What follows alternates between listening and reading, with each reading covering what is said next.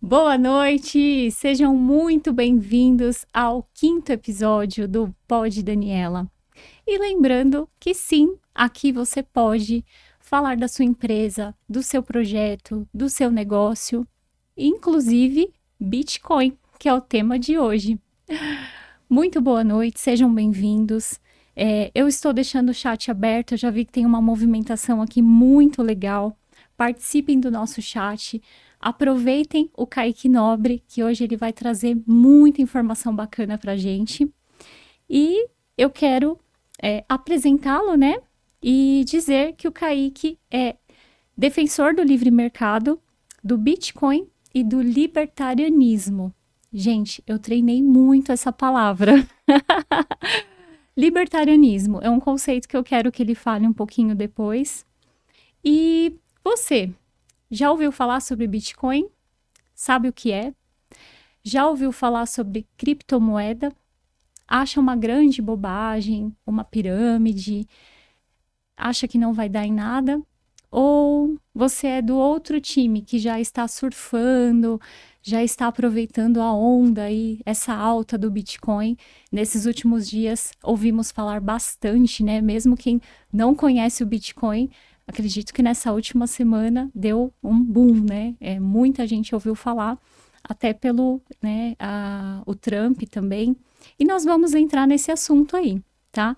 Mas, primeiramente, muito boa noite, Kaique. Boa noite, Seja Dani. muito bem-vindo. Boa noite, Dani. Boa noite a todo mundo que está assistindo aí na audiência, que está no chat. Tem Um muita abraço, gente aí no um chat abraço para já. todo mundo aí. Isso aí. Kaique, eu sei que é bem óbvio, mas a gente conversou um pouquinho e a gente até falou assim que o óbvio também precisa ser dito, né? E como muita gente nunca ouviu falar em Bitcoin, principalmente essas semanas que eu abri um pouquinho o chat, as perguntas, e tem muita gente que nunca ouviu falar, inclusive perguntaram se era de comer. Mas já sei que tem também de comer, né? Já tive essa informação. A minha primeira pergunta para você é, para quem está ouvindo falar pela primeira vez, né, sobre Bitcoin, como você descreveria, né, o que ele é, como ele se diferencia do dinheiro, né, para quem está ouvindo pela primeira vez e nunca teve nenhum contato com o Bitcoin? Ok, então eu vou pegar a definição do white paper do Bitcoin, que é como se fosse a certidão de nascimento, né? O documento que o Satoshi Nakamoto, o criador, ele explica todas as funções do Bitcoin, os problemas que ele visa resolver, possíveis obstáculos que ele poderia encontrar e como isso vai ser resolvido. Então, a própria definição, né? O Bitcoin, ele é um sistema de pagamentos digital, descentralizado e ponto a ponto. Então, o que é isso? Todos os sistemas de pagamento financeiros que nós utilizamos, eles sempre têm um intermediário de confiança. Então, você vai fazer uma compra no cartão de crédito, você tem lá Visa, Mastercard, Elo, são intermediários. Sempre Você, tem uma instituição por trás. exatamente. Você vai pegar um empréstimo no banco, você vai fazer uma transação, uma transferência interbancária, é o banco intermediário. Você vai fazer um Pix para o outro, é o banco central. São intermediários. E qual o problema disso? O Nick Szabo, em 2001, ele escreveu um artigo falando sobre o problema, né, dos intermediários de confiança, Sim. que é justamente se eles perderem essas características que deveria ali ser intrínseca, né, que se ele perder a confiança. Se isso acontecer, o que acontece? Aí a gente vê várias crises, né? A gente vê que aconteceu em 1929, a gente vê que aconteceu em 2008, e também aqui no Brasil tivemos um exemplo ali com um tal de Fernando Collor que congelou a conta de algumas pessoas, né? Então, Exatamente. isso é um tipo de problema. E o Bitcoin ele vem para resolver isso, porque quando você tem uma solução descentralizada, você não precisa do intermediário de confiança. E aí você precisa de algumas ferramentas para alicerçar isso, né? Que eu vou falar um pouco, mas basicamente é a prova de trabalho, o Proof of Work, a blockchain e o hashing, né? Que cria ali uma identidade para os blocos de transações. Então, e vale uma ressalva também. O Bitcoin com B maiúsculo faz referência a todo o sistema e a comunidade do Bitcoin.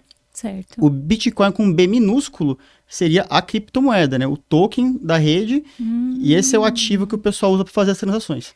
Olha que interessante. É muito bacana porque, assim, existe dentro do Bitcoin, como para quem nunca ouviu falar, existem o Satoshi, né, que são as frações de Bitcoin, porque, assim, o Bitcoin é uma moeda, né, e dentro dessa moeda, hoje, um Bitcoin vale 100 milhões de satoshi. 100 milhões de satoshis. Então, assim, é legal porque a gente pensa assim, então eu vou comprar com um Bitcoin. Não, hoje um Bitcoin está atualmente... Um pouco mais de 500 mil reais aí. 500 mil reais. Até a gente brincou aqui, né? Eu estou aceitando Bitcoin no meu estabelecimento, né? Quem quiser pagar com um Bitcoin... Uma doação filantrópica. Uma doação eu estou aceitando.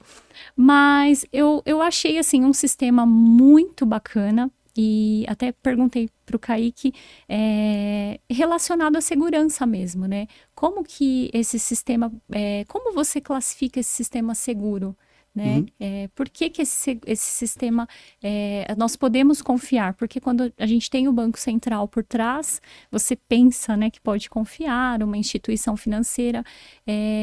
Por que você pode confiar no Bitcoin? Porque a estrutura de incentivos que alicerça o sistema, ela incentiva o bom comportamento de quem está trabalhando na rede. Então, todo mundo que está assistindo aqui o podcast agora, se quiser pegar o notebook e conectar na rede do Bitcoin, é só baixar o software lá, baixa a blockchain, que eu vou explicar o que é, e vai poder operar como mais um nó da rede, né? Um full node. Então, qualquer pessoa pode fazer isso, mas se você quiser contribuir ainda mais, participar do processo de inserção de transações na rede, aí o negócio fica diferente. Aí você vai virar um minerador, que é o termo que o pessoal usa, né? Mas eu vou chegar lá. Então, o Bitcoin, ele possui uma blockchain, tá? É um livro-razão descentralizado e distribuído. Todos aqueles intermediários de confiança que eu falei antes, bancos, sistemas diversos, eles possuem um registro das atividades deles. Então, e mesma coisa, quem tem um comércio aqui também tem que ter um livro-registro que o contador faz lá todos os lançamentos, né, ativos e passivos, as movimentações do dia, e do Bitcoin não seria diferente. Ele é um sistema de pagamentos. E, então, eu até trouxe esse caderninho aqui para facilitar, usar uma analogia. Boa, Cá, que a gente precisa realmente ver para entender. Eu preciso. É um conceito complexo. Se não entender agora, porque talvez fique um pouco corrido, mas no meu canal Rota Bitcoin eu já lancei alguns vídeos ali e vou melhorar um pouquinho mais, mas já tem alguma coisa que vai explicar. Então, imagina a blockchain como um grande caderno. Certo. Um grande caderno. E cada folha do caderno são blocos de transações. Então, eles têm um limite, né? Pelo que eu vi hoje, cada bloco tem em média 2 megabytes, mais ou menos. E os mineradores, eles competem para o quê? Pegar as transações que estão na rede, né? Vamos supor que você quer transferir um Bitcoin para mim na rede principal. Certo.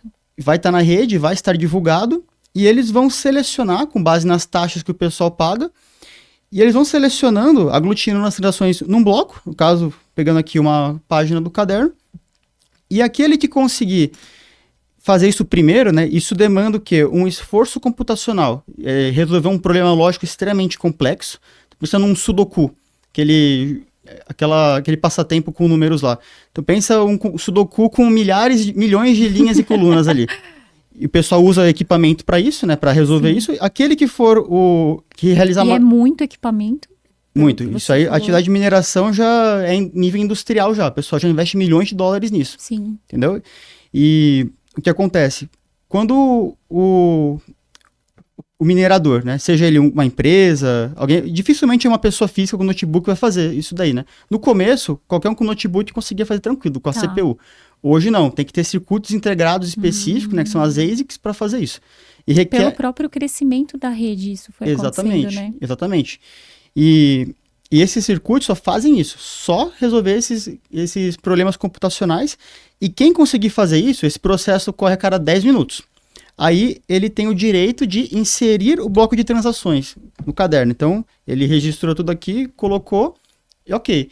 E todos esses blocos, eles são interconectados. Tá. Em que sentido? Se você tentar adulterar um bloco anterior, os validadores, né, as pessoas que estão conectadas, automaticamente vão conseguir ver que tem falcatrua ali, entendeu? Então eles já não vão aceitar. Se o minerador que fez um gasto elevado de energia quiser inserir uma transação fraudulenta, é muito improvável que vai dar certo. Por quê? As pessoas que estão conectadas, elas dependem da rede, entendeu? Sim. Muitas usam aquilo até como fonte de renda, como os mineradores. Sim. Então imagina que começa a fazer falcatrua, então tudo vai decair. Então não é de interesse deles. E o minerador que conseguir inserir, tá tudo legítimo, ele ganha uma recompensa da rede, né, que hoje está em torno de 3,12 bitcoins.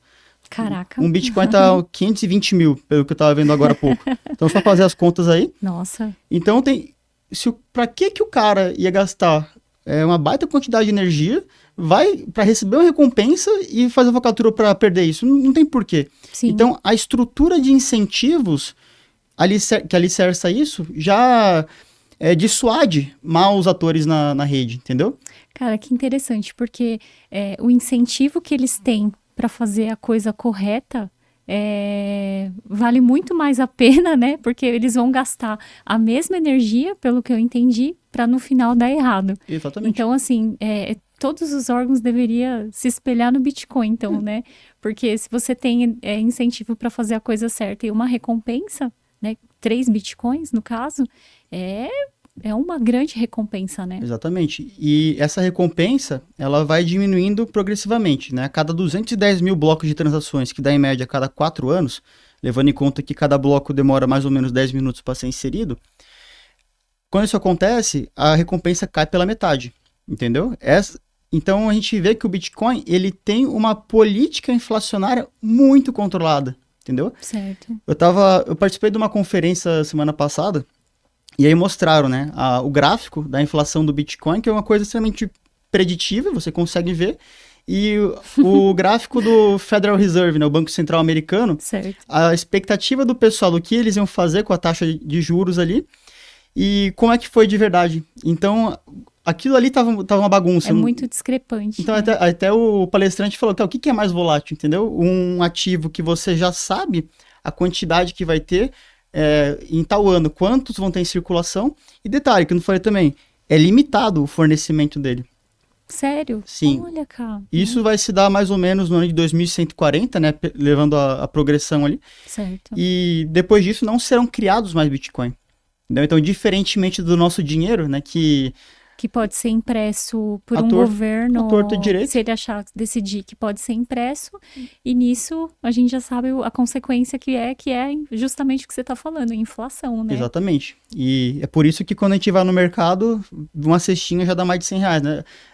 Cara, só para a gente pegar esse gancho, os mineradores, como é um termo novo, né? Então seriam essas pessoas que trabalham para o sistema.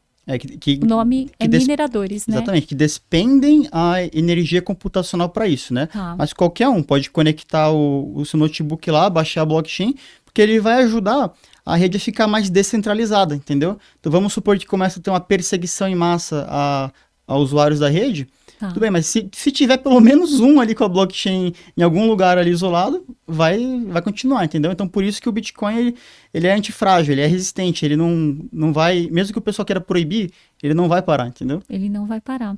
E hoje, com grandes empresas, né, já tesourando, né, para o Bitcoin, você acha que realmente ele veio para ficar? Olha, tem um conceito chamado janela de Overton, né? Acredito que alguns já devem ter ouvido falar, mas é basicamente a cronologia de uma ideia que começa com muito ceticismo.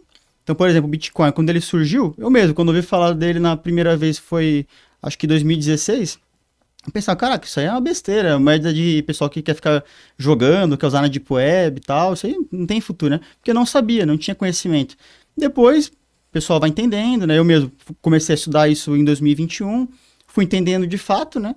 E tanto que agora acho que Bitcoin virou minha palavra preferida. E o mesmo para a sociedade em geral, né? No começo, um ativo que era desconhecido ou tido até como um ativo usado por criminosos, hoje você vê o presidente eleito dos Estados Unidos Exatamente. fazendo declarações positivas para o Bitcoin.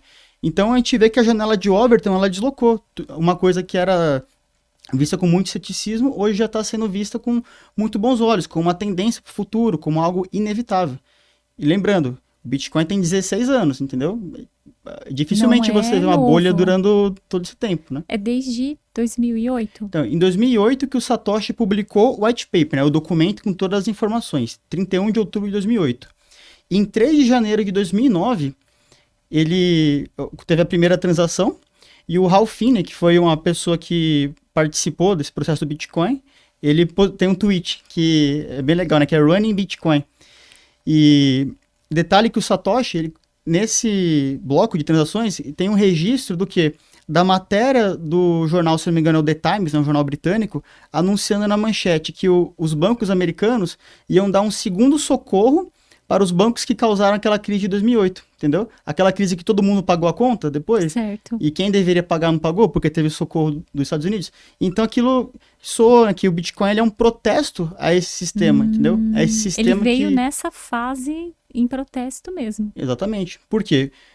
Quando você tem o controle da impressora de dinheiro, dificilmente você vai se moderar, entendeu? Tá. Os incentivos ali são diferentes. Você quer gastar, tá bom, liga a impressora.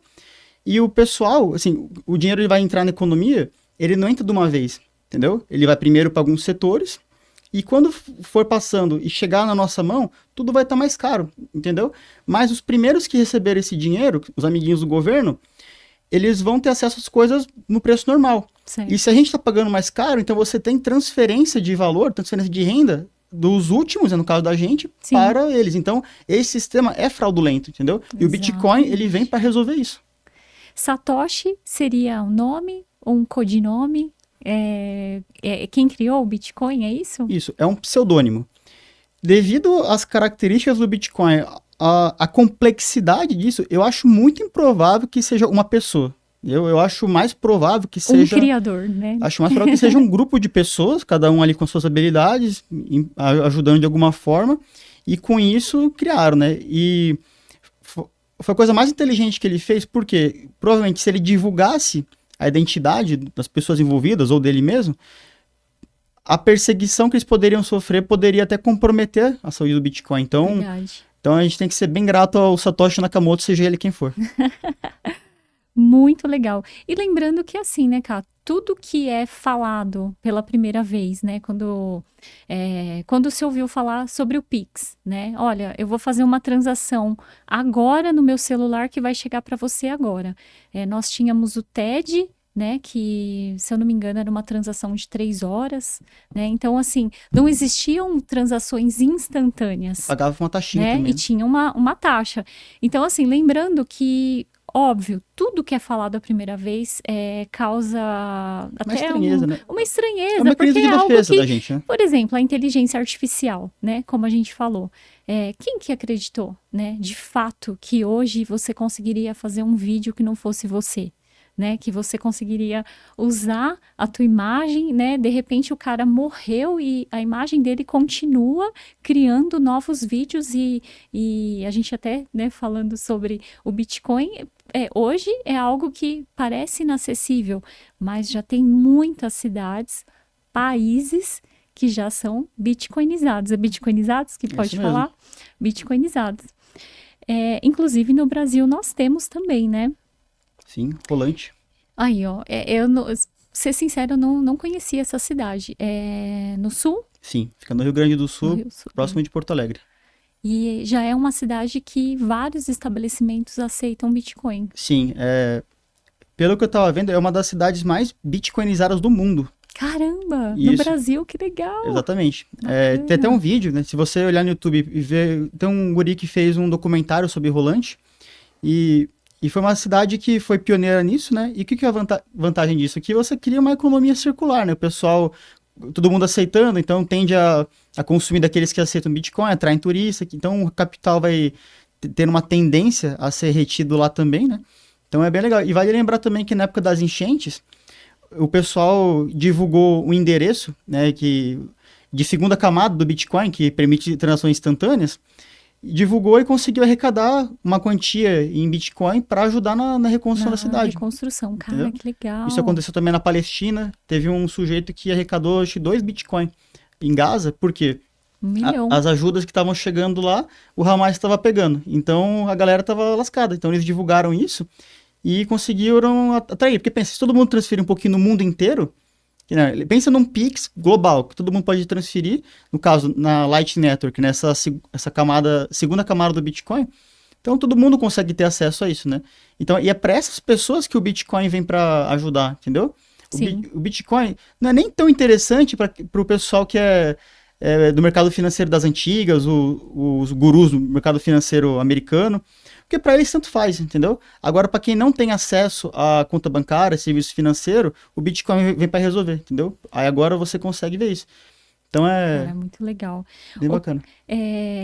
Tem uma pergunta aqui do Lucas Felice, que vai linkar muito com a pergunta que eu tenho também, né? Devido a tudo, todo o cenário, né, que a gente sabe que não é só no Brasil, é mundial, né, dinheiro quebrado, né, inflação, e a gente tem muito problema, né, com a moeda, né, a gente já teve a nossa moeda mais estável, hoje completamente instável, né, a gente está vivendo uma inflação absurda. E você acha que o Bitcoin pode resolver o problema do dinheiro quebrado? Mas eu vou linkar com uma pergunta muito audaciosa aqui do Lucas Felice, que ele falou assim: é possível substituir o real pelo Bitcoin? Se sim, como? Inicialmente, um grande abraço pro Feliz, tá? É um dos caras que trabalhou comigo no Exército, um cara fenomenal. Inclusive, um dos caras que mais entende de geopolítica que eu conheço. Então, olha que bacana. Valeu, Feliz. Obrigado pela pergunta aí. Obrigado pela pergunta e mandem mais perguntas. Isso daí. Então, o que vai determinar isso? Vai ser as pessoas começarem a ver o Bitcoin como um ativo em substituição real. Então, onde que está tendo mais aceitação do Bitcoin? Normalmente, em lugares que a moeda já está lascada, entendeu? A Nigéria, por exemplo, é um país que estava meio assim, por quê? Descontrole da oferta monetária, entendeu? Então, pensa comigo. A moeda tem 3 funções. Certo. Uma delas é ser unidade de conta, você conseguir precificar as coisas. Serve como meio de troca e como reserva de valor. Então, é você conseguir juntar os seus excedentes para você poder usar no futuro, entendeu? É reter o valor, reter poder de compra. Se a tua moeda está sofrendo uma hiperinflação, igual na Venezuela, por exemplo, que passou de 4 dígitos de inflação com o nosso amigo Maduro, sim. Então você não consegue mais poupar. Então você fica imediatista, você está sempre vivendo, né, no curto prazo, entendeu? Só para resolver o básico. Exatamente. Mesmo. Agora, no livro Bitcoin Standard, né, o padrão Bitcoin, acho que é um dos melhores livros que eu já li, o autor ele fala de um conceito que é do estoque fluxo. Então, quando você tem um ativo, um bem qualquer, vou pegar o exemplo o ouro, que ele já tem uma quantidade já minerada e em circulação aqui na Terra, aqui na superfície, né? Mas ainda assim é possível você minerar mais ouro. Só que a quantidade de novas unidades de ouro que vem sendo lançadas na superfície é muito baixa em relação ao estoque, entendeu? E esse mesmo princípio vale para o Bitcoin, porque você já tem mais de 19 milhões de Bitcoin em circulação e a cada 10 minutos 3 Bitcoins vão indo. Isso é muito baixo, perto do total. Sim. Então a tendência, e como isso é preditivo, isso não vai mudar, já está no código do Bitcoin, qualquer um pode ir lá e auditar isso daí. Então a tendência é que ele seja um ativo que consiga reter mais valor no tempo, entendeu? Ainda mais se a demanda dele aumentar. Entendeu? Porque uma das vantagens da moeda é que ela tem essa relação estoque-fluxo alta para manter essas propriedades dela, entendeu? Pensa comigo, vamos supor que deu um Walking Dead agora. Aí passou 20 anos, a gente reconstruiu tudo. Você usaria madeira como moeda? Não, você não voltaria, né, para esse sistema, né? Então, porque vou dar um exemplo da madeira. Se você usar isso, qualquer um pode cortar uma árvore e fazer isso, entendeu? Sim. Então é fácil de você emitir novas quantidades. Então por isso que a madeira nunca foi usada como moeda, entendeu? A gente já teve sal, a gente já teve concha em locais que era mais difícil. A gente já teve colares de miçanga na África. E as moedas metálicas, pelas propriedades físico-químicas delas, elas foram mais utilizadas, entendeu? Porque elas conseguiam desempenhar bem essas funções. E o Bitcoin, por ele ter uma alta relação estoque-fluxo, por você conseguir dividir ele em 100 milhões de partes, por ele ser descentralizado, por ele permitir a autonomia das pessoas de pegar, guardar na própria carteira, sem depender de um intermediário, acredito que possa vir a substituir. Acredito que vai demorar um pouco, né? Também vai depender de regulamentação, do jeito que o pessoal vai acatar, se não vai afugentar as pessoas, afugentar empreendedores. Vamos ver, né? Eu espero que sim. Mas e só para finalizar isso daí, tem um conceito chamado Lei de Gresham, que a tendência, quando você tem dois tipos de dinheiro, o pior dinheiro é utilizado nas transações correntes e o melhor é utilizado para reserva futura, entendeu? Então, talvez se eles estiverem sendo utilizados juntos, pode ser que aconteça algo parecido, entendeu? Caraca, tivemos uma aula sobre dinheiro, a história do dinheiro, eu amei. E aproveitando esse tema, né, inflação, e voltando até para o tema mesmo do nosso podcast, que é o Bitcoin e empreendedorismo, né, que eu sei que é um tema que o Kaique gosta muito. E eu queria te perguntar, Kaique, qual é a relação, né, entre essas duas coisas, o Bitcoin e o empreendedorismo? Beleza. Então, antes de falar dessa relação, eu vou explicar o conceito de empreendedorismo segundo a escola austríaca de economia, que é uma das poucas escolas de economia que lidam com a figura do empreendedor como um dos agentes principais na economia. Então, quando eu estou na dúvida da definição do termo, eu sempre vou na etimologia. E eu pesquisei que empreendedorismo vem de empreendo, que é o quê? É descobrir, dar-se conta, encontrar novas coisas. E então, por isso que a gente fala, né, que até as grandes navegações, elas foram um empreendimento, né, uma empreitada, porque eles estavam querendo descobrir coisas. Então, o empreendedor, ele é aquele cara que está sempre descobrindo novas necessidades do mercado. Do mercado, isso mesmo. Entendeu? E lembrando, né, que o mercado ele é dinâmico. Depois que você descobre uma necessidade e você atua de fato, né, você aloca tempo, capital, recursos para resolver isso, novas unidades vão surgindo. Então aqui, nossos celulares, né, a gente tem smartphone.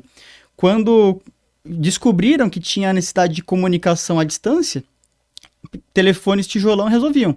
Conforme as necessidades foram mudando, então precisou o quê? Tirar foto, mais necessidade, mais desajustes. Então agora precisa o quê? De conexão na internet para mandar mensagem instantânea, beleza? Aplicativos, cara, hoje eu tava vendo que você tem até trena no iPhone, você consegue medir uma coisa. Não, verdade. Cara, é isso aí, o mercado ele é dinâmico, o empreendedor ele é aquele cara que tá tentando descobrir isso, né? Tentando e assim, e é sempre na incerteza, ele não sabe se aquilo tá certo, então ele é aquele cara que corre risco. Então vamos pensar no empreendedor como aquele cara das grandes navegações que ele tá indo, ele tem a bússola dele, ele sabe que tem alguma coisa, mas ele não sabe se vai voltar, não sabe se vai chegar, entendeu? É sempre na incerteza. E quem fala muito disso é o Israel Kirzner, né? Ele é um dos grandes autores aí da Escola Austríaca de Economia. E ele fala, ele que citou mais esse processo da descoberta, né? Só que além da descoberta, beleza, ele descobriu que tem desajuste, né? E lembrando, no nosso termo contemporâneo, seria o quê? Pesquisa de mercado. Ah, boa. Pesquisa de mercado. Então, quem é empreendedor, quer começar a empreender... faz? Pesquisa de mercado. Né? Quem já fez, né? Qual empreendedor que já fez uma boa pesquisa de mercado? Então, se você faz uma boa pesquisa de mercado, você está tentando diminuir essa incerteza, né? Sim. E depois que você fez isso, ok, entendeu a necessidade, você precisa de algumas ferramentas para saber se a sua operação está correta, entendeu? E aí entra um conceito abordado por Ludwig von Mises, um dos grandes contribuintes da escola austríaca, que é o do cálculo econômico, baseado na contabilidade, né, uma das melhores invenções que tivemos ali, graças ao padre Luca Pacioli, que com cálculo econômico você consegue ver em termos monetários se a tua atividade está ok. Então, se você está conseguindo alocar recursos necessários para aquilo, se você não está tendo desperdício e se você está conseguindo lucrar, de fato. O lucro, segundo a escola austríaca, é o quê? É uma recompensa do mercado para o empreendedor, por quê? Porque ele enfrentou a incerteza, ele arriscou a pele dele, Sim. alocou recursos, antecipou recursos, pegou empréstimo com Deus e o mundo para resolver o desajuste do mercado. E se ele for bem sucedido, ele vai lucrar, entendeu? Mas se ele, de repente, fez uma pesquisa deficiente, se ele não atuou bem, é provável que ele tenha um prejuízo. Então, o mercado é o juiz mais severo aí para o empreendedor. Severo. E até pegando esse gancho, né, eu sou da área da beleza e até falando sobre isso, o desafio do empreendedor é justamente esse, né? Quando você tem um cálculo lá de um grande salão, faturou 100 mil reais, né? O gasto entre produto, manutenção, enfim, 70 mil reais, 20 mil reais de comissão, né? E assim, aí no valor final seriam, isso eu vi um cálculo de um grande salão, né? Exposto, assim, para a gente ter como exemplo. E assim, no final, o que seriam 6 mil reais, né? Que seria o lucro, ainda tinha a taxa de antecipação de crédito da maquininha, que aí dava R$ 1.900. Então, assim, aquele empreendedor, ele colocou no bolso, acho que no final, 4 mil, né? No montante, assim, falando de números bagunçados, mas no final. Então, assim, o empreendedor, ele tem, aqui no Brasil, ele tem muito a questão de ir e depois entender, né? Por isso que eu até brinquei, falei assim, quem já fez uma boa pesquisa de mercado? Porque essa visão da escola austríaca nos mostra a necessidade de ter uma bússola e um direcionamento, né? Perfeito. E normalmente é o que, infelizmente, a gente não tem. A gente sabe a necessidade do cliente, né? E a gente quer resolver só, né? Sem a percepção de fazer, poxa, esse é o melhor lugar para eu estar atuando, né? Será que o público local, né, próximo do meu estabelecimento, vai atender as minhas necessidades também e eu as deles, né? Porque não adianta você ter um super valor preço no final, mas você está num lugar onde as pessoas não entendem esse valor barra preço, né? Exatamente. É igual o cara que eu conversei hoje no condomínio que falou que a irmã dele queria montar uma açaiteria gourmet do lado de outras duas açaiterias no Brás. Sendo que o preço está quase o triplo, ele estava me contando. Então, assim, não fez uma pesquisa de mercado, entendeu? Não, a boa teoria, ela precede a prática, entendeu? Sim. Então, isso aí tem que ser feito. E foi bom que você falou a palavra preços, porque tem um outro fator que a escola austríaca aborda bem, que é o sistema de preços, né? Foi Hayek que tratou mais disso em alguns artigos dele, que é graças ao sistema de preços, essa invenção também, né, que foi por ordem espontânea, que a gente não sabe quem criou isso, entendeu? Verdade. E bem pensado, né? é ordem espontânea, foi Verdade. ninguém, todo mundo, entendeu? Verdade. Então, é graças ao sistema de preços que você consegue também saber quais as necessidades que você vai resolver e se você consegue ter recursos para isso. Então, e detalhe, você consegue ver pelos preços se determinado bem está escasso ou não. Vou dar um exemplo da gasolina. Vamos supor que teve uma guerra no Oriente Médio, vamos supor que a demanda aumentou muito por algum motivo, que todo mundo está querendo comprar carro mais potente, vamos supor que teve algum problema na produção. A tendência é que o preço suba, certo? Mas para quem está abastecendo o carro, não interessa por que aumentou, entendeu? Sim. Só interessa que aumentou. Então, se aumentou, quer dizer que a tendência é que está mais escasso, entendeu?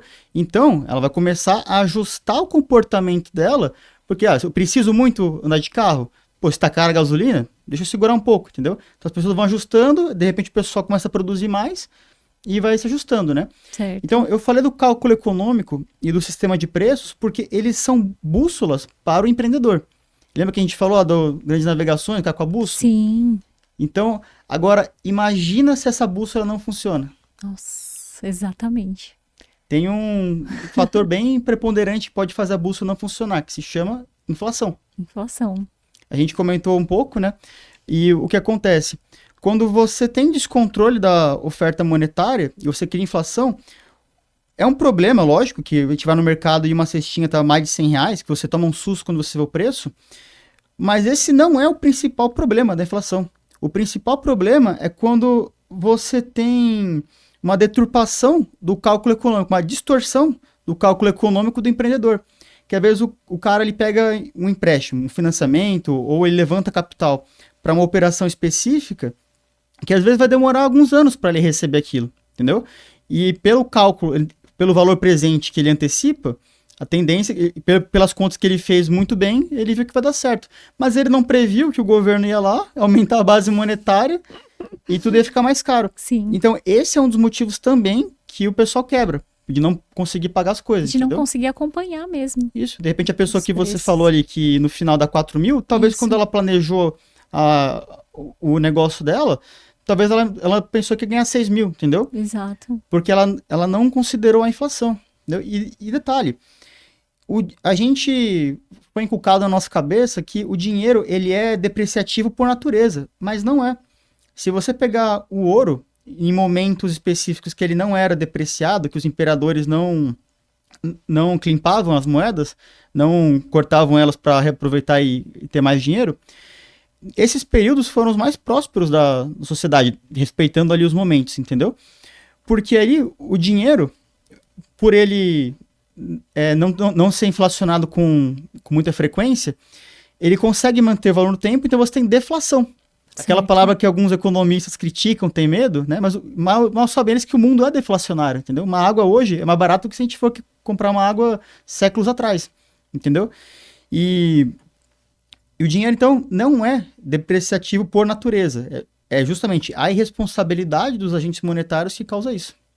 Kaique, tem uma pergunta? Gente, tá muito legal o chat. Quero agradecer vocês. A gente vai voltar, eu vou voltar nas perguntas sobre Bitcoin.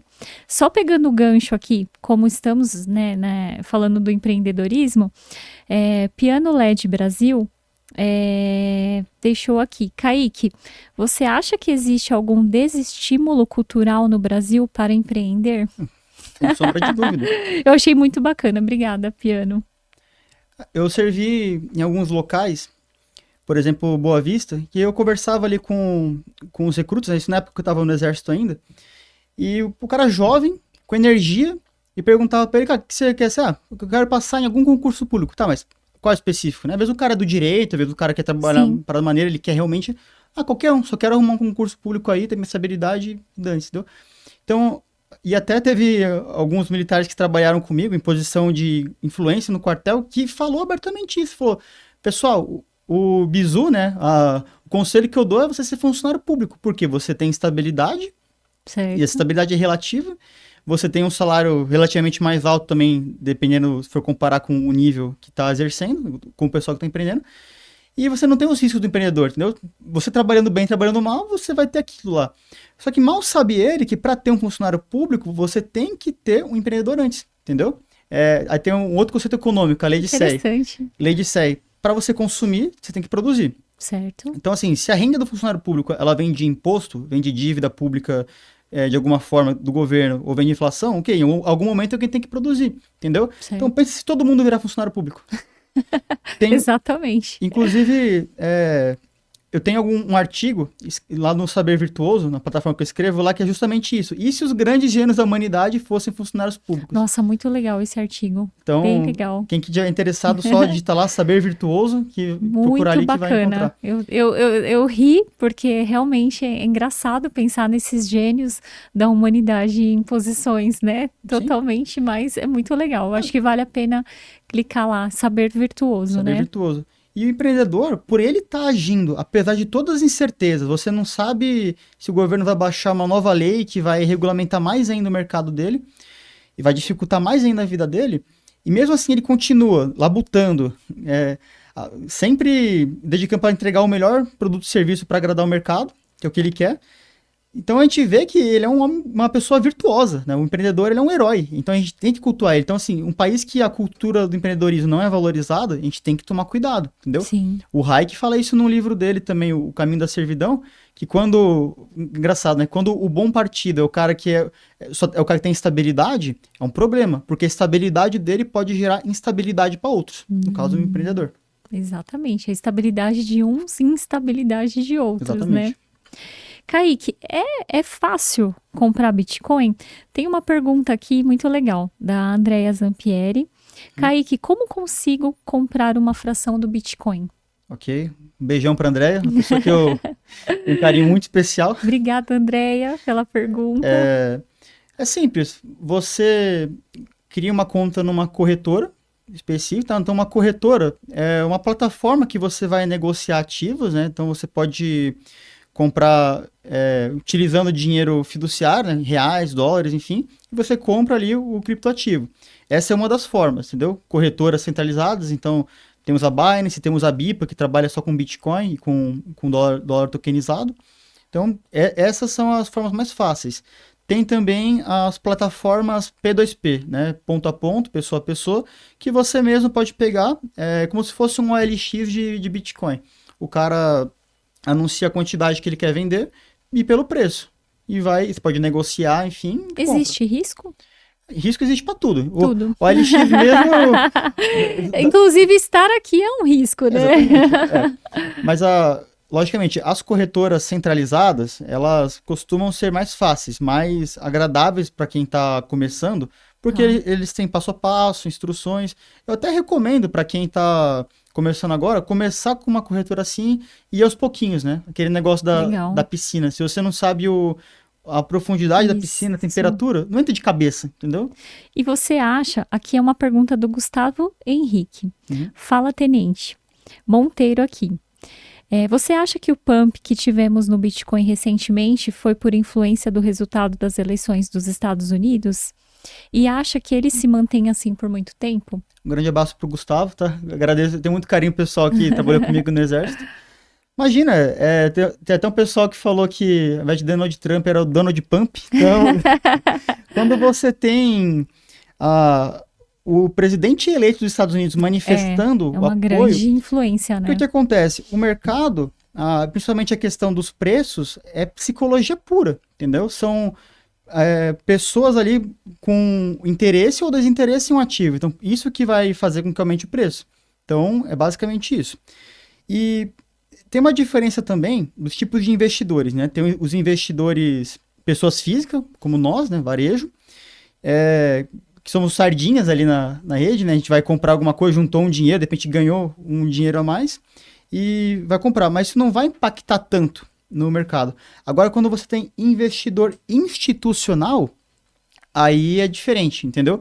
Porque você já tem mais capital. Então, quando você vê grandes empresas, você vê Microsoft anunciando que pretende ter uma reserva de tesouraria em Bitcoin.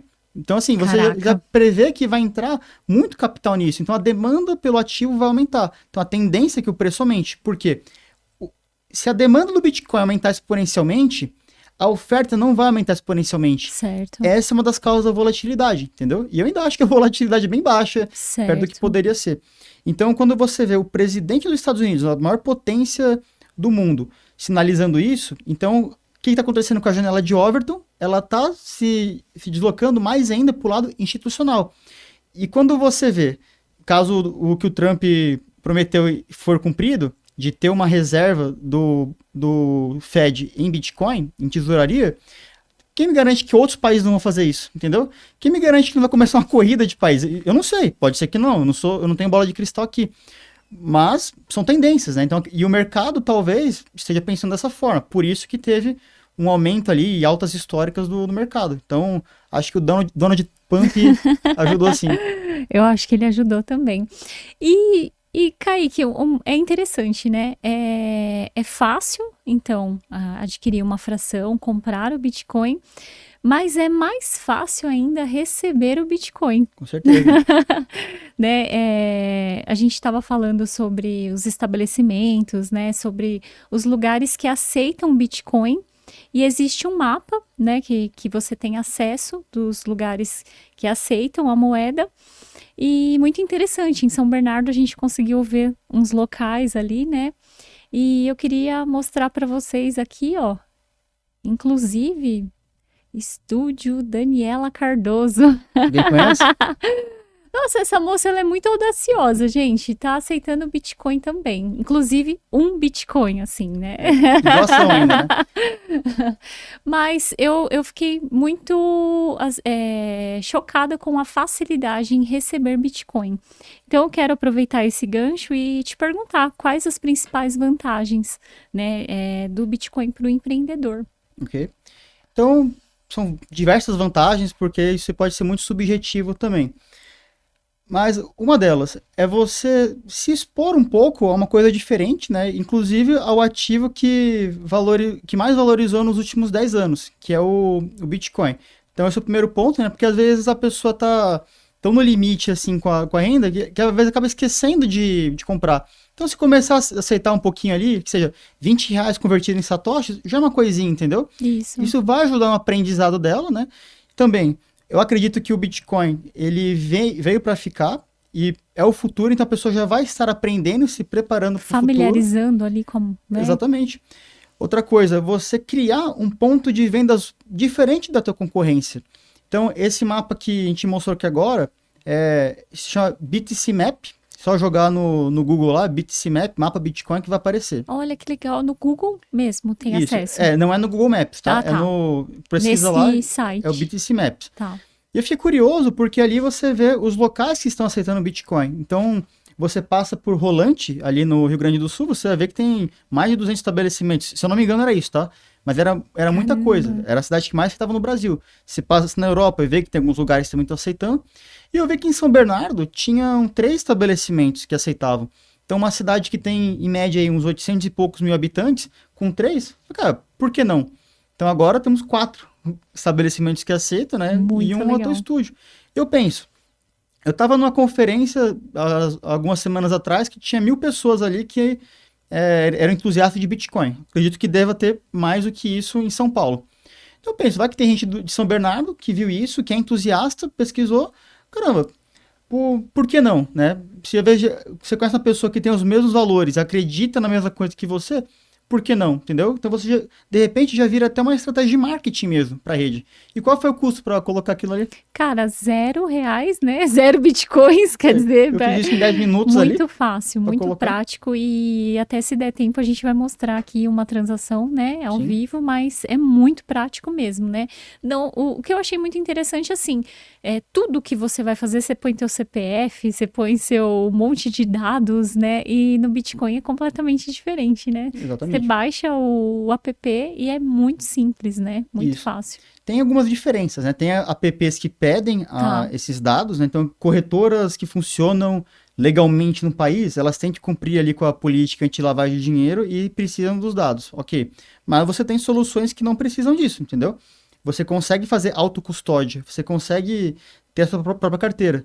Então, no aniversário do meu priminho de 12 anos, eu peguei, criei uma carteira ali de autocustódia para ele, a gente gerou as frases, cuidou ali e tal, não teve que dar CPF nada, porque ele é menor de idade, Sim, e eu consegui mandar R$ 50 em Bitcoin para ele de presente. Falei, cara, tá aqui. Então, só não perde a tua senha e vamos ver se que no futuro que legal. vai, entendeu? E é importante também, só para não perder o gancho, a gente diferenciar.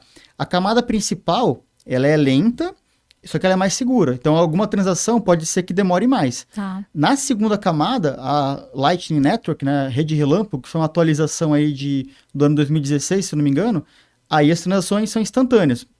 E essas que Certo. acredito que os empreendimentos provavelmente teriam que fazer, porque você tem transação instantânea, igual um Pix. Igual um Pix. Uma observação que o Lucas fez, eu achei muito interessante. Hoje, apenas 3% da população possui Bitcoin, que é o BTC, né? Que é mais ou menos equivalente ao número de pessoas utilizando a internet em 2003, 2004. E olha a internet hoje. Então, a gente nem usa internet hoje, né? É verdade. Então, assim, claro que algo novo, né? Quando é falado a primeira vez, no caso, a internet 2003, 2004, era algo, né, até discado. Mas, e olha como que tá hoje, né? Tem uma outra pergunta também, mas, peraí, gente, que eu me perdi aqui. O que você, Kaique, aqui é do Café Digital. Kaique, você acha que no futuro o Bitcoin pode ser utilizado como contratos inteligentes? Um abraço para o Café Digital. Tá? Então, teve uma atualização no Bitcoin, que foi a Taproot, que ela visa aceitar contratos inteligentes na rede, sim, isso na segunda camada, tá bom? Acredito que, inclusive, isso possa até gerar mais incerteza nas outras criptomoedas, né? Que o diferencial era contratos inteligentes.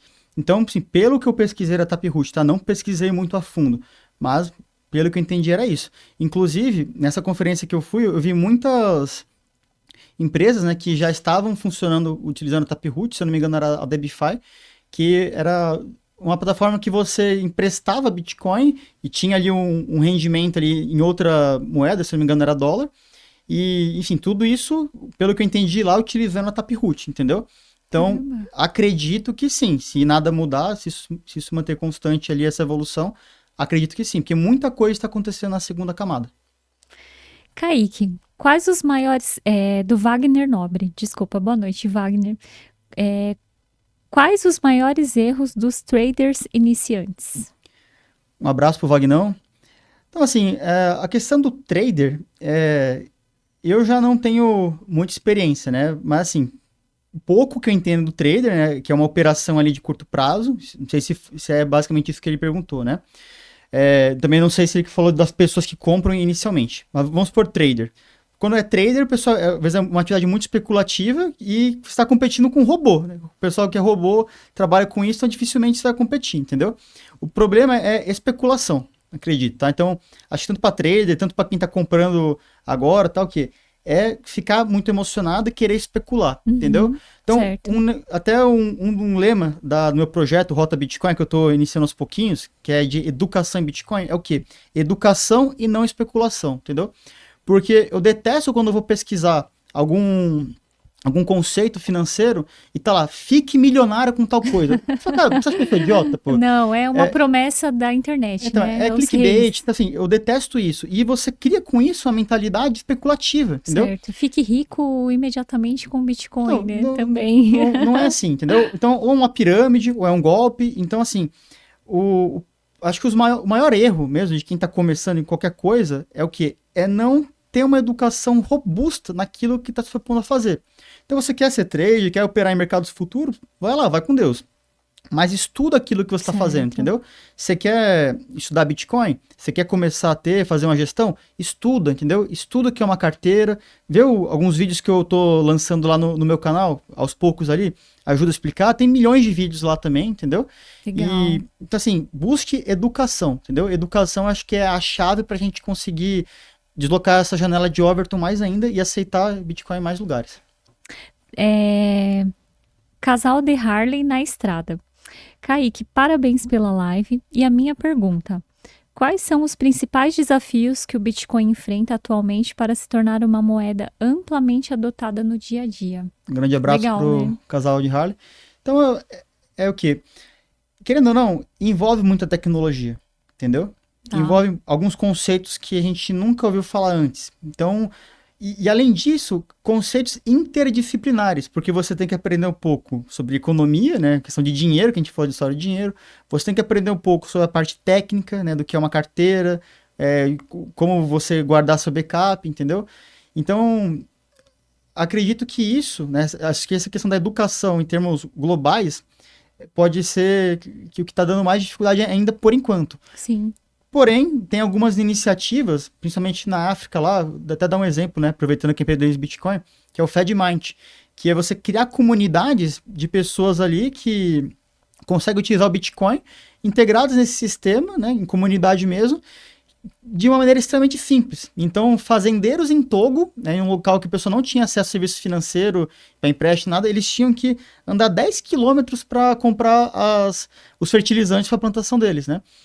Quando surgiu o FedMind, não precisou mais, eles conseguiram antecipar tudo. Então, acho Olha que... quanto que isso facilita, né? Exato, né? Tem um funil até a River, né, uma empresa americana que faz relatórios sobre isso, ela mostrou um funil dessa questão de educação do Bitcoin, que é o quê? O topo do funil é quando o pessoal está descobrindo pela primeira vez como que ele reage e vai descendo ao passo que vai buscando mais informação. E como que a pessoa vai reagir quanto mais ela busca informação? Tem gente que quanto mais estuda, mais odeia o Bitcoin. Ok. Que acha que é pirâmide, que acha que é firma Ponzi, que acha que é moeda de bandido. Tranquilo. É a opinião dela, tranquilo. Às vezes ela tá só reforçando o ponto dela, ok. Sim. Mas tem gente que quanto mais estuda, vai entendendo e de repente começa a querer participar da rede. Participar da rede e participar do processo de educação. Então também precisamos de mais pessoas ajudando a deslocar essa janela de Overton, entendeu? Ajudando a disseminar mais o conhecimento para pessoas leigas. É saber, literalmente, explicar um conceito desse para tua avó, que às vezes não tem muita familiaridade com tecnologia, mas ela saber o que é Bitcoin. Se você consegue explicar para uma pessoa bem leiga no assunto, tranquilo, aí você está ajudando de fato. Por quê? Câmara de eco. Pregar para convertido não ajuda em nada, entendeu? Sim. Você tem que realmente pregar para quem tá querendo entender mesmo. E demanda esforço cognitivo isso aí. E pelo que eu entendi, assim, a proposta, né, inicial seria, cara, você tá começando, entendendo sobre Bitcoin, até a gente brincou, você não vai vender tua casa para investir em Bitcoin, você não vai pegar, né, por exemplo, você tá todo endividado, de repente o Bitcoin inicialmente não é para você, né? Toda uma educação financeira que vem por trás, né? Porque até pelo que eu percebi, cara, você me corrige se eu estiver errada, não é algo que é para curto prazo, né? Que o interessante é que você, de fato, invista no Bitcoin e deixe ele, né, ali funcionando, né? Por exemplo, quem investiu há 2, 3 anos atrás, hoje deu esse boom, né? Muita gente não está participando dessa alta do Bitcoin. Então, acho que tem muito essa diferença também de você, de repente, não, vou vender meu carro para comprar Bitcoin, né? Então, assim, pera lá, vamos segurar a emoção e partir da educação financeira. Né, quanto você consegue investir hoje, né? E quanto que você consegue ver o crescimento do Bitcoin. Me corrige se eu estiver errado, mas me parece uma visão de longo prazo. Exatamente. Quanto mais visão de longo prazo a gente tem para tudo na nossa vida, melhor. Isso vale não só para educação financeira, para relacionamentos, para profissão, para estudos. Sempre que a gente consegue pensar no longo prazo, que a gente não está imediatista, normalmente a vida começa a andar melhor, entendeu? Então, a gente está vivendo agora o mercado de alta, tá? Então, o mercado, ele vai ter correção. O Bitcoin vai cair o preço em algum momento, a gente vai passar por um mercado de dificuldade, a gente não sabe se vai ter uma guerra, a gente sabe como é que vai ter, é incerto. Então, há alguns meses atrás, a gente estava no mercado de baixa, todo mundo com medo, muita gente vendeu. Então, assim, isso vai acontecer de novo, porque é ciclo de mercado, entendeu? Isso envolve psicologia.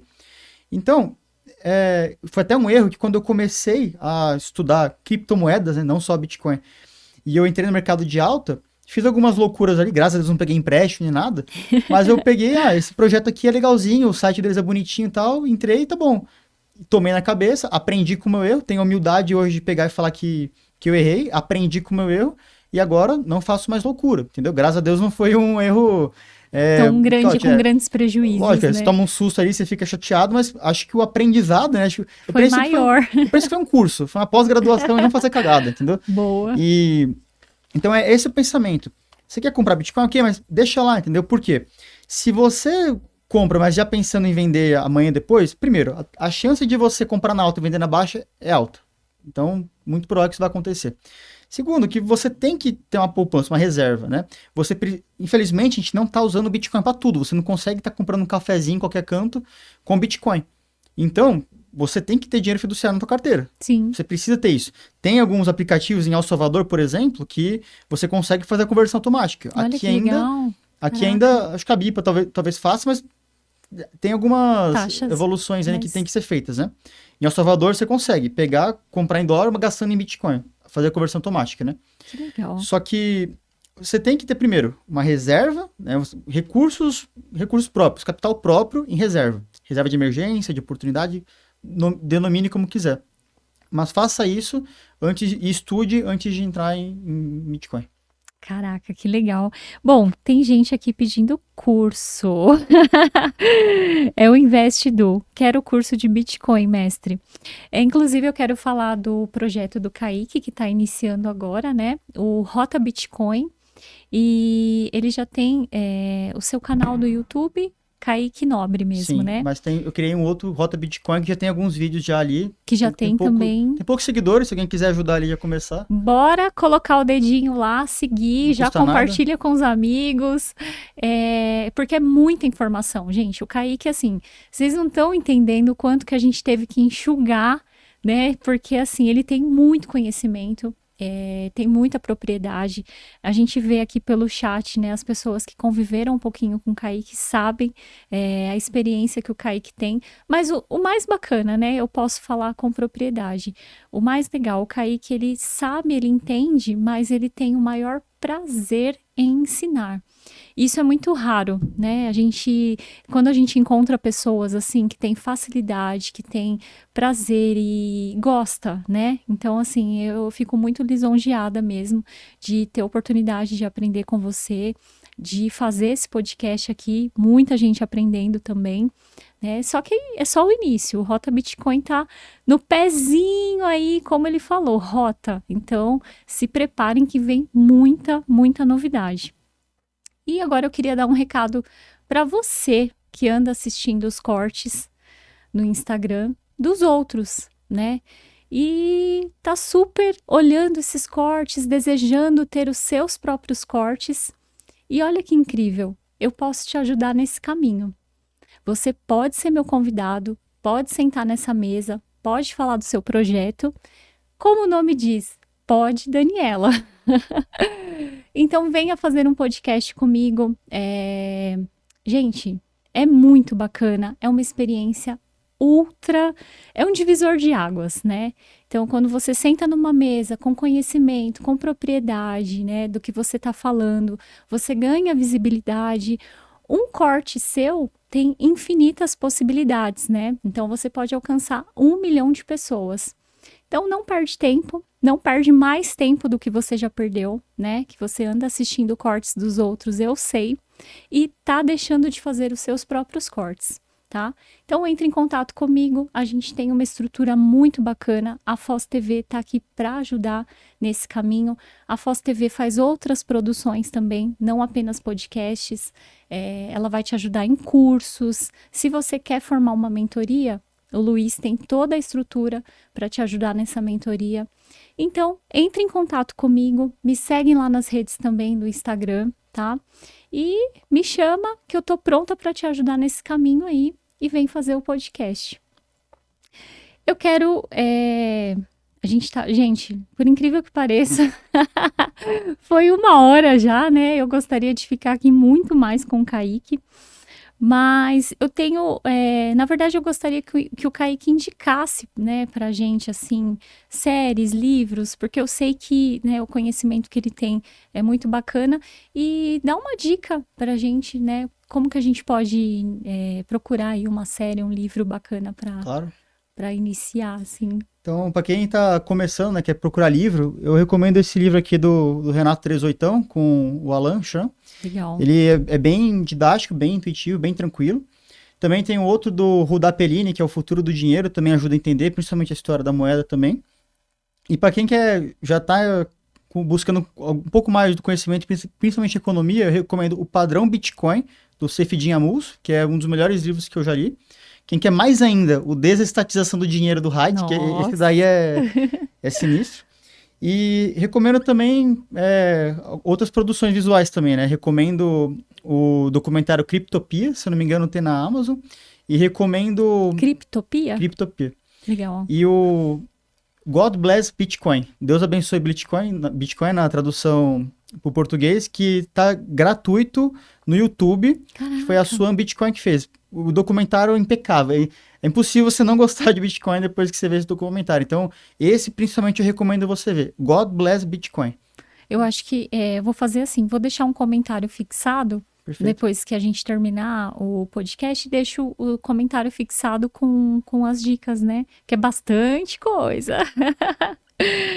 Bom, Kaique, é um prazer enorme conversar com você. Você sabe o quanto eu admiro o seu trabalho.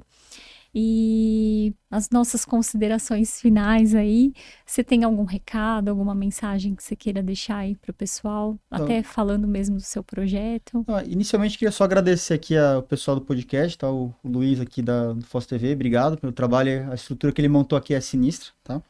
Agradecer pelo teu trabalho também, que você está iniciando, por ter me acolhido aqui, pessoal da fotografia também, obrigado. Pessoal, não tem caminho fácil, não tem atalho. Se tem atalho, vai cair em precipício, vai cair em buraco, vai tropeçar. Então, educação e não especulação, entendeu? Vão abrir a cabeça. Realmente, para quem tem certo receio com o Bitcoin, ok, vamos pelo menos estudar um pouquinho mais, descobrir o que é isso, entendeu? E sem loucuras, tá? Sem loucuras. Quando você tem educação, você começa a ver outras coisas, você começa a ter mais oportunidades. Então, que a gente falou de empreendedorismo, você vê oportunidade de trabalho de empreendedorismo com isso. Então, pessoas advogados trabalhando com Bitcoin em termos de regulamento de declaração, enfim, muita oportunidade vai surgir ainda graças ao Bitcoin. Acredito que eu tenho muita fé que ele vai consertar o nosso sistema, que infelizmente está sendo alicerçado em dívida pelos nossos queridos bancos centrais. Então, educação, sempre buscar aprender cada vez mais, tá? E sempre conhecimentos interdisciplinares. Esse é o meu recado que eu dou, e agradecer a todo mundo também pela audiência. Aí, muito legal. E chegamos ao final da primeira temporada do Pod Daniela. A segunda temporada em 2025, né, diretor? Mas eu quero muito agradecer, né? Essa temporada foi incrível. Agradecer a audiência, agradecer o Luiz da Foz, agradecer a Pop, que sempre esteve comigo. É uma base, eu tenho uma base muito legal aqui com eles. E estou muito feliz. Essa temporada realmente foi sensacional. E já estamos abertos aí com novas inscrições para a segunda temporada e com certeza vem novidade, tá bom? Eu quero agradecer a todo mundo. Um grande beijo. Obrigada, Kaique. Obrigada a todo mundo que está aí no chat participando. E até a segunda temporada, então. Um grande beijo. Um abraço, pessoal. Valeu. Olá, seja bem-vindo ao Pod Daniela. E sim, aqui você pode.